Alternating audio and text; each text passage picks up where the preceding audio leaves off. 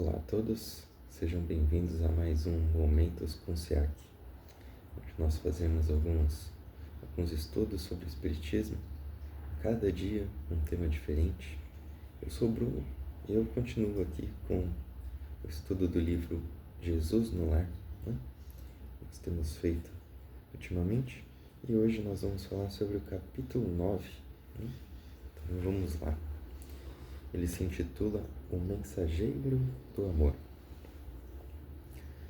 Falava-se na reunião com respeito à preponderância dos sábios na terra, quando Jesus tomou a palavra e contou sereno e simples.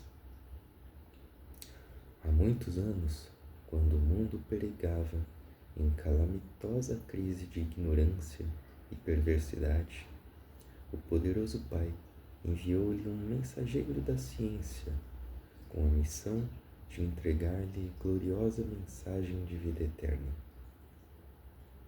Tomando forma nos círculos da carne, o esclarecido obreiro fez-se professor e, sumamente interessado em letras, apaixonou-se exclusivamente pelas obras da inteligência, afastando-se, enojado, da multidão inconsciente e declarando que vivia numa vanguarda luminosa, inacessível à compreensão das pessoas comuns.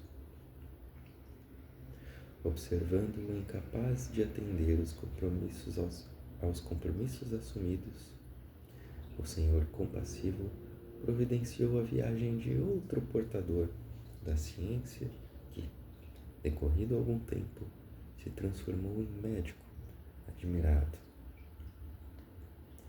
O novo arauto da providência refugiou-se numa sala de ervas e bebragens, interessando-se tão somente pelo contato com enfermos importantes, habilitados à concessão de grandes recompensas, afirmando que a plebe era demasiado mesquinha para cativar-lhe a atenção. O Todo-Poderoso determinou então a vinda de outro emissário da ciência que se converteu em guerreiro célebre. Usou a espada do cálculo com mestria, pôs-se à ilharga de homens astuciosos e vingativos, e afastando-se dos humildes e dos pobres, afirmava que a única finalidade do povo era a de salientar a glória dos dominadores sanguinolentos. Contristado com tanto insucesso, o Senhor Supremo expediu outro missionário da ciência, que em breve se fez primoroso artista. Isolou-se nos salões ricos e fartos, compondo música que embriagasse de prazer o coração dos homens, provisoriamente felizes, e afiançou que o populacho não lhe seduzia a sensibilidade que ele mesmo acreditava excessivamente avançada para o seu tempo. Foi então que o excelso Pai, preocupado com tantas negações, ordenou a vinda de um mensageiro de amor aos homens. Esse outro, enviado, enxergou todos os quadros da terra com imensa piedade.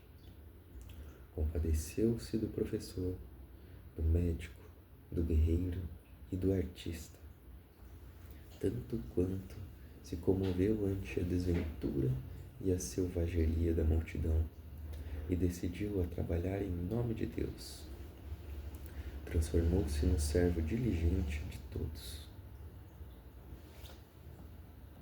Passou a agir em benefício geral e, identificando com o povo a que viera servir, sabia desculpar infinitamente e repetir 1000 vezes o mesmo esforço ou a mesma lição. Se era humilhado ou perseguido, buscava compreender a ofensa, um desafio benéfico à sua capacidade de desdobrar-se na ação regeneradora para testemunhar reconhecimento à confiança do Pai que o enviara. Por amar sem reservas os seus irmãos de luta, em muitas situações foi compelido a orar e pedir o socorro do céu, perante as garras da calúnia e do sarcasmo. Entretanto, entendia nas mais baixas manifestações da natureza humana dobrados motivos para consagrar-se com mais calor à melhoria dos companheiros animalizados que ainda desconheciam a grandeza e a sublimidade do Pai benevolente que lhes dera o ser. Foi assim, fazendo-se o último de todos, que conseguiu acender a luz da fé renovadora e da bondade pura no coração das criaturas terrestres, levando-as a mais alto nível, com plena vitória na divina missão de que for investida. Houve ligeira pausa na palavra doce do Messias, e ante a quietude que se fizera espontânea no ruidoso ambiente de minutos antes, concluiu ele com expressivo aceno na voz. Cultura e santificação representam forças inseparáveis na glória espiritual. A sabedoria e o amor são as duas asas dos anjos que alcançaram o trono divino. Mas em toda parte, quem ama segue à frente daqueles que simplesmente sabem. Tem mais uma bela lição esse livro aqui. Essa lição ela parece um pouco semelhante à anterior, né, que nós já estudamos, mas ela trata, né, do mensageiro do amor. E se a gente parar para analisar aqui, é como se Jesus estivesse falando de si mesmo, né? Apesar de toda a sua humildade. E a lição ela trata do assunto com humildade, né? Mas ela fala de que Deus ele nunca desampara a humanidade do seu auxílio, né?